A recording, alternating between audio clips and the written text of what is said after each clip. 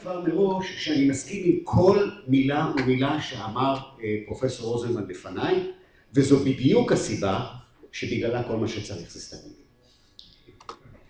בואו נתחיל כמו קודמיי, נתחיל באפידמיולוגיה. דיברו על זה שב-40 שנה האחרונות, החל משנות ה-70 של המאה שעברה, אנחנו רואים ירידה הולכת ונמשכת בתמותה ממחלות לב וכלי דם.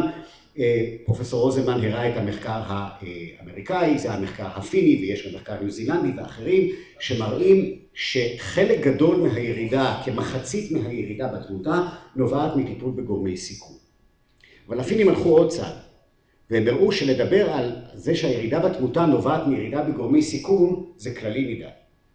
הירידה נובעת מטיפול יותר טוב בכולסטרול. ואפילו, המחקר שלדעתי נותן את הדוגמה הכי טובה זה מחקר הסטנו 2. מי שלא זוכר, הסטנו 2 היה מחקר שעשה הרבה מאוד רעש, הוא נתן טיפול מולטי-פקטוריאלי לחולי סוכרת בסיכון גבוה, טיפול לכאורה כל גורמי הסיכון, טיפול מיטבי, והראה ירידה של 50% הן בתחלואה והן בתמותה. מאוד מרשים. אלא שלהגיד שהמחקר הזה היה מחקר מולטי-פקטוריאלי זה קצת בדיחה. משום שרוב הגדול של האפקט שהושג בירידה בסיכון הקרדיו-וסקולרי היה בעקבות טיפול בליפידים. ואפילו להגיד בעקבות טיפול בליפידים זה יותר מדי, משום שלמעשה הטריגליצרידים לא היה הבדל כמעט משמעותי בין הקבוצות, ההבדל היה בעיקר בכולסטרול. ולמה?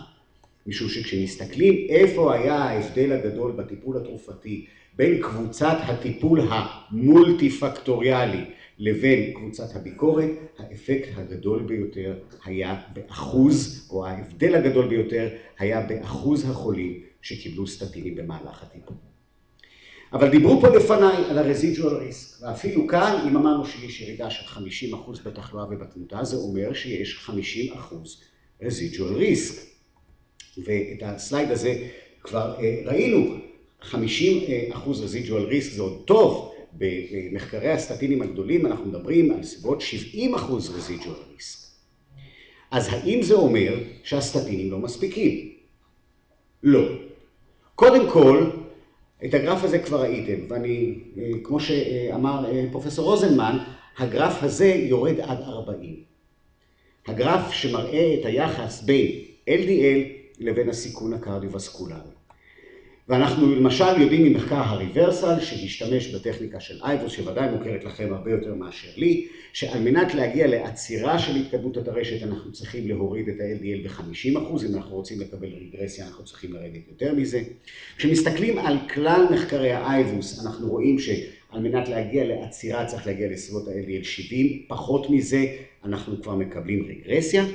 ואפילו אם מסתכלים במחקרים עם תוצאים קליניים, לא רק עם תוצאים דימותיים, למשל במחקר הפרובית, אנחנו רואים שאנשים שהגיעו ל-LDLים נמוכים מ-40, היה להם cardiovascular outcomes בשכיחות הרבה יותר נמוכה, דהיינו פרוגנוזה הרבה יותר טובה, מאשר לחולים אפילו עם LDLים של 70.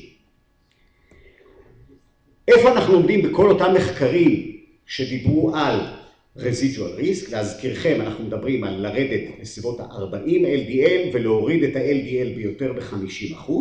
אז בכל אותם מחקרים, ה-LDL הממוצע היה 100 פלוס, הירידה ב-LDL הייתה בסביבות ה-30%. בהחלט לא מספיק, ואפילו אם אנחנו מסתכלים על המטה-אנליזה של 170,000 חולים של כל מחקרי הסטטינים הגדולים, לאיזה LDL הם הגיעו בממוצע? 100. מה הייתה הירידה ב-LDL מערך הבסיס? 30%. וכשמסתכלים על התרופות שהשתמשו בהן ועל המינונים שהחולים קיבלו, זה די ברור למה. הטיפול פשוט לא היה מספיק אינטנסיבי. ואכן באותה מטה-אנליזה של ה-CTT, כשהשוו טיפול אינטנסיבי מול טיפול פחות אינטנסיבי מסטטינים, מסתבר שהירידה באירועים הקרדיו-וסקולריים היא הרבה יותר גדולה כאשר נותנים טיפול אינטנסיבי בסטטינים.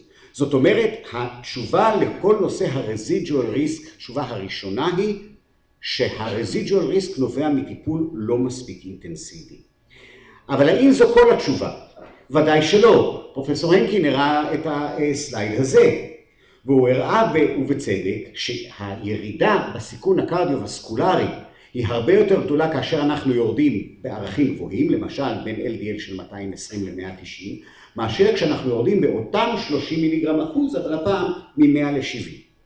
דהיינו, האינטנסיביות של הטיפול היא רק חלק מהתשובה. והחלק השני של התשובה הוא שאי אפשר לפצות על זמן אבוד. אני חוזר לסטנו 2. בסוף האינטרוונשן, 85% היו על סטטינים אל מול 22% בקבוצת הביקורת, LDL 83 לעומת 126. אבל הם המשיכו לעקוב אחריהם עוד 7 שנים. ואחרי 7 שנים נוספות אנחנו רואים שכבר לא היה הבדל, לא באחוז השימוש בסטטינים ולא ב-LDL. אבל מה קרה לאיבנטס? הפער רק המשיך לגדול. אנחנו מכירים את זה מאוד מחקרים, הן של מניעה משנית, למשל ה-4S. ה-4S נמשך 5 שנים. המשיכו לעשות פולו-אפ עד 12 שנים אחרי המחקר, כאשר בתקופה שלאחר המחקר 80% בשתי הקבוצות קיבלו סטטינים. הפער נשמר.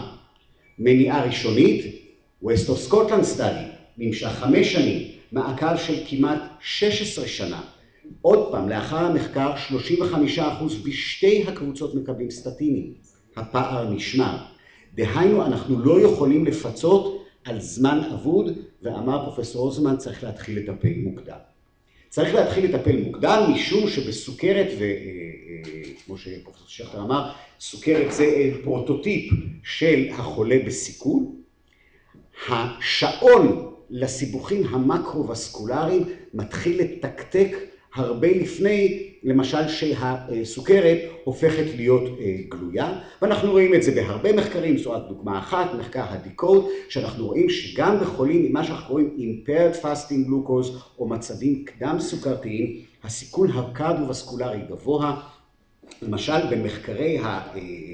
במחקר החיות המפורסם, הסיכון של נשים שבהמשך פיתחו סוכרת לפתח אירוע קרדיו-וסקולרי היה הרבה יותר גבוה עוד לפני שהסוכרת בעצם התפתחה. אז אם כך, האם יש לנו מחקר שמראה שאם מתחילים לטפל מוקדם, אנחנו מקבלים תוצאות יותר טובות עם ירידה נוספת ברזידואל ריסק? אין מחקר שנועד לבדוק בפירוש את השאלה הזאת, אבל יש מחקר מאוד קרוב וזה היופיטר. אני ליופיטר בכלל לא מתייחס כמחקר CRP. בואו נראה מה היה לנו ביופיטר. ביופיטר היה כמובן מחקר של מניעה ראשונית, ולא רק מחקר של מניעה ראשונית, אלא שגם סוכרתיים לא נכללו במחקר הזה. אבל למעלה מ-40% הייתה התסמונת המטאבולית, 50% היו בעודף משקל, 25% אוביס ממש. רמת הגלוקוז הממוצעת הייתה 94, ל-30% היה impaired fasting glucose, ההמוגלובין A1C בתחילת המחקר הממוצע היה 5.7, 25% היה להם מעל 5.9, ורק להראות לכם שזה, אם מסתכלים על הערכים של הן סוכר בצום והן המוגלובין A1C, האוכלוסייה הזאת הייתה אוכלוסייה ברובה הגדול פרה-דיאבטית. אם אנחנו מסתכלים על ההמוגלובין A1C, האוכלוסייה הזאת מבחינת הערך נמצאת בזרוע העולה של הסיכון הקרדיו-וסקולרי מבחינת המוגלובין A1C. החולים האלה לא רק טופלו מוקדם, דהיינו לפני התפתחות הסוכרת, אלא הם גם טופלו אינטנסיבית, כמו שאמרנו קודם, סטטין פוטנטי, מינון טוב, ומגיעים ל-LDL ממוצע של 55 מיליגרם לדציליטר, רבע מהם LDL אפילו מתחת ל-40. והתוצאה, 44% ירידה בסיכון, דהיינו ירידה נוספת ברזידואל ריסק. אבל עדיין יש לנו רזידואל ריסק. אם נסתכל אבל על אותם חולים ביופיטר, שהגיעו ל-LDL פחות מ-50, שוב עם סטטין, אנחנו רואים שהרזידואל ריסק עוד קטן, אנחנו כבר על 44% רזידואל ריסק. לא על 70-75% כמו שהראה פרופסור הנקין, אלא על 44%. וגם 44% זה הרבה. האם אנחנו לא יכולים לרדת עוד בסיכון? שימו לב לגיל הממוצע של החולים ביופיטר. הגיל הממוצע של החולים ביופיטר היה 66, דהיינו אי אפשר להגיד שהם התחילו את הטיפול מוקדם. ואגב, הגיל הזה הוא לא יוצא דופן, הכנתי פה רשימה של הגילאים הממוצעים של מחקרי הסטטינים הגדולים, אנחנו רואים ש-60 פלוס זה הגיל שבו אנחנו בודקים את החולים האלה, והרבה פעמים זה הגיל שבו אנחנו מתחילים לטפל בהם. הגיוני לומר שאם היינו מתחילים לטפל יותר מוקדם, משום שכמו שאמר פרופסור רוזמן, טרשת עורקים זה מחלה פדיאטרית, זו מחלה שהתחילה בגיל מאוד צעיר, הגיוני לומר שאם נתחיל לטפל בגיל מוקדם, אנחנו גם נקבל תוצאות הרבה יותר טובות וירידה ברזידואל ריסק. האם יש מחקר שבדק את זה? לא, ומן הסתם גם לא יהיה. אבל פה בא לעזרתנו עם הטבע. דיבר פרופסור רוזנמן על ה-PCSK9. רק להזכיר מה עושה ה-PCSK9. ה-PCSK9 הוא חלבון שמשתתף בדגרדציה של הרצפטור ל-LDL. וכאשר יש מוטציה ב-PCSK9, יש פחות דגרדציה של הרצפטור ל-LDL, יותר רצפטור ל-LDL עובר נחזור, חוזר אל ממברנת התא, ורמת ה-LDL יורדת. יורדת לכמה? באוכלוסייה השחורה? ל-100. אבל 100 מלידה, מאחר וזו מוטציה. מה הירידה בסיכון כאן? אמר פרופסור רוזמן, 88%. או במילים אחרות, מה ה-residual risk? כבר לא 75%, כבר לא 50%, כבר לא 40%. ה-residual risk עכשיו הוא 12%, וזה עם LDL של 100, אפילו לא פחות מזה. אלא מלידה, ורק שנבין שאם אנחנו מסתכלים על המוטציה הזאת ואומרים מה הקשר בין המוטציה הזאת לבין הטיפול שאנחנו נותנים בסטטינים, בעצם מנגנון ירידת ה-LDL ב-PCSK9 mutation ובמתן סטטינים הוא אותו מנגנון. מנגנון של up-regulation של הרצפטורים ל-LDL. עם סטטינים, בעקבות האקטיבציה של SREBP יש יותר רצפטורים ל-LDL, ה-LDL יורד. ב-PCSK9 יש פחות דגרדציה של הרצפטור ל-LDL, ה-LDL יורד.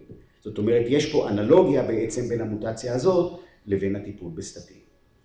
ובעקבות המחקר הזה, בראון וגולדשטיין, שהם זוכי פרס נובל לרפואה על המחקרים שלהם, על האפיון של הרצפטור ל-LDL והמחקרים שלהם, פרסמו אדיטוריאל בסייאנס, שבו הם אומרים ככה, הסיבה לרזידואל ריסק המאוד מאוד נמוך בחולים עם מוטציה ל-PCSK9 היא משך הזמן שהיה להם כולסטרול נמוך. יש להם כולסטרול נמוך מלידה, מגיל מאוד מאוד צעיר. לעומת זאת, בדיוק כמו שאמר פרופסור רוזנמן, מחקרי הסטטינים, או מחקרים בכלל, נמשכים 5 שנים. מה זה 5 שנים לעומת אורך חיי אדם?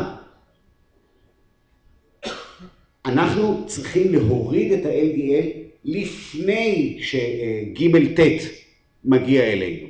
אנחנו צריכים לאתר אותו ולטפל בו לפני שהוא מגיע לחדר הצנתורים של פרופסור רוזנמן. ואם נתחיל, אז אפילו אנחנו יכולים להתפשר על האינטנסיביות של הטיפול, ובלבד שנתחיל לטפל מאוד מאוד מוקדם, והם אפילו נותנים איזושהי נבואה, ש-early intervention may well put an end to the epidemic of coronary heart disease. מה לגבי תרופות אחרות? אזתמייב. אנחנו מכירים את האיפרובית, רבים מכם ודאי משתמשים במחקר הזה. היה אמור להסתיים ב-2009, אחרי זה ב-2011, עכשיו נתחל ב-2013. מספר החולים המגויסים הולך וגדל. בדיוק מה הסיבה שאמר פרופסור רוזנמן. כי הסטטינים הם תרופה כל כך טובה, שאין להם מספיק איבנטס בקבוצת הביקורת או בכלל. ולכן הם נאלצים להגדיל את המחקר ולהוסיף עוד חולים, לא מפני שהאזתמייב היא תרופה רעה, אלא מפני שהסטטינים היא תרופה כל כך טובה. דובר על HDL, the rise and fall of HDL raising drugs. אקורד, הפיברטים נכשלו אותם בתוספת לסטטינים. אנחנו מדברים על ניאצין, דובר על ה-AIM-HI שפורסם לאחרונה. אומגה 3, אלפא אומגה טרי, שוב, בחולים שמקבלים טיפול אופטימלי בסטטינים, נכשל. טורסטרפיד, כולכם זוכרים את הנפילה הגדולה של טורסטרפיד? עלייה בתמותה, נכשל. למעשה, אם אנחנו מסתכלים על, וזו רשימה חלקית, של תרופות שאו שהיו, ועודן, באופן ספציפי אנטי-ליפידמיות, או שלפחות חלק מהאפקט המקווה שלהם נבע מתכונות אנטי-ליפידמיות, אין ולו תרופה אחת שהצליחה להראות השפעה משמעותית על תחלואה או על תמותה כאשר היא הוספה לטיפול אופטימלי בסטטינים. כך שהמסקנה שלי היא א', כמו שאמר פרופסור רוזנמן, LDL כולסטרול הוא הגורם העיקרי של הסיכון הקרדיו-וסקולרי. סטטינים כמובן מורידים את הסיכון בצורה משמעותית, אלא שאם אנחנו נטפל מוקדם ובצורה אינטנסיבית, ואם נאתר, ופה הפתרון לא נמצא אצל האנשים שיושבים בחדר הזה, אלא במרפאות של רופאי המשפחה, אם נאתר את ג' ט' לפני שהוא מגיע לפרופסור רוזנמן, נטפל בו אגרסיבית ומוקדם, אנחנו נצליח לשפר את הסיכון שלו עוד, ולהקטין את הסיכון שיגיע לצנתור, ועד כה אף תרופה לא הוכיחה שהיא מסוגלת להוריד תחלואה או תמותה כאשר היא ניתנת על רקע של טיפול אופטימלי בסטטינים. כך שהסטטינים מרחפים כמו פרפר, עוקצים כמו דבורה, ועד עכשיו הצליחו להביס כל תרופה שניסתה לעמוד מולה. תודה רבה.